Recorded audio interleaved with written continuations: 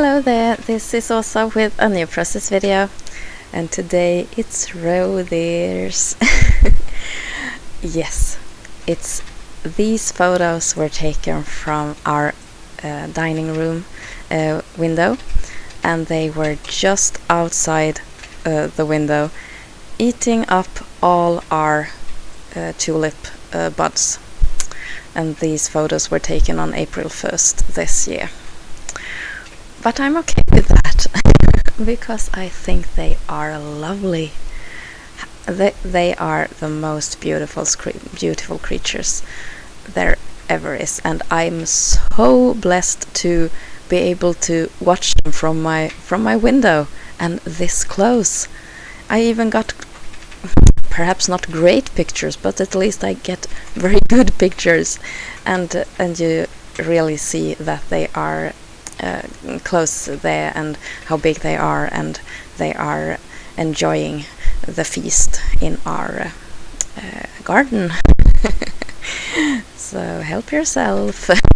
I know that a lot of people around here are sick and tired of the reindeers eating up their flowers, spring flowers, but it actually I don't mind. I don't mind at all.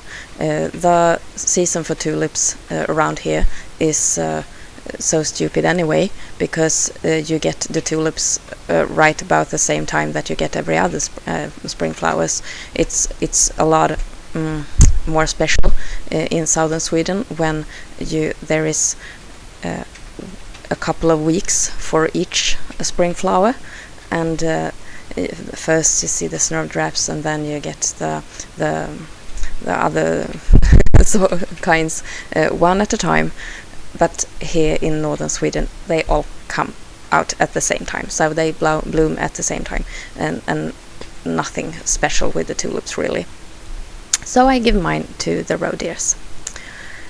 The papers that I'll be using on this page are from the We Are Memory Keepers Indian Summer Albums Made Easy collection, and it's basically a small paper box of square cards in two sizes, 2x2 and 4x4, and they are double-sided and some are die cut. And here on this page I'll be using a couple of the die cuts, those that are like frames. And since they coordinate, I think this is a very nice kind of product. It's almost like buying a 6x6 paper pad, but it's more versatile in a way, because you have these small pieces, and it's meant to be small. Of course you can find cut parts in a 6x6 paper pad, but these are very much made to be small, and I love them. To make the borders go a little bit longer, I cut them in pieces and tuck them on my huge block here that I'm piecing together. It's still not adhered to the background, so I'm just working on this big floating piece at the moment, and lifting it up, sticking on tucking on the different things that I find. And these colors I think go very well together with this wintry kind of color scheme, with the snow, the brown and green grass, and the reindeers. As I often do, I miss or I forgot to ink the edges, but so I just do that in the spots where I can manage to fit the ink tool there, and make somewhat of an inked border, but it could have been better. Now, since all these papers are so matching, they are made to fit together, I wanted to break apart that a bit by adding another kind of texture. I pulled out a couple of sheets of burlap, and I went to town with my cuddle bug and dye from Lifestyle Crafts, quick cuts, and it's the ovals, or yes, I think it's called something like the ovals. It's not a nesting die with lots of dies, but in the same kind of shape, only different sizes. And I cut it out in burlap, as I told you. And you need to run this through the cuddle bug 2 or 3 times to make them go completely through the burlap, but the burlap is on kind of a cardstock, a bit more heavier than cardstock, so that part cuts really well. And the rest I easily cut with a scissor, because you can see where the die has gone through the cardstock, so you get the perfect line to cut if necessary.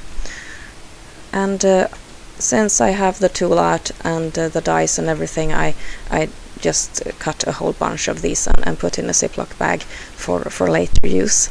And I try to get as much as possible out of these burlap sheets. Some of the die cuts won't be whole ovals, but part of it only, but that's okay, since I almost always cut them in half and just use half of them tucked under a photo block, like the one that I'm making this time. So I thought this was a really nice thing to have at hand. And now I just choose a couple of them and place them below and in between my different clusters, and then I secure them on the back side with some tape. And I'm still using up that patterned tape that I bought by mistake a couple of years back, but it's working, and I'm happy that I can use it at all.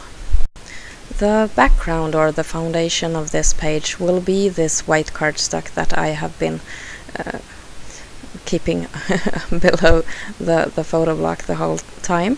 And I think that since the patterned papers has white in them, or have white in them, I thought that fit perfectly, and it also goes very well together with the snow in the photo.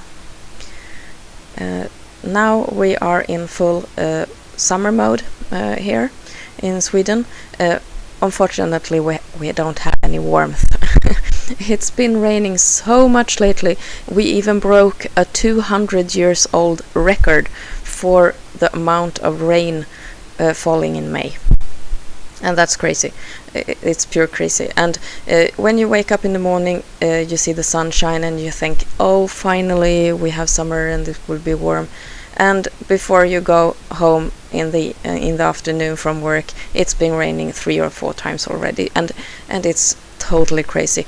The only thing enjoying this weather is the lawn, and I think I could cut it every or mow it every 3rd day, and it would be at best. But I refuse to cut it more than during once every weekend.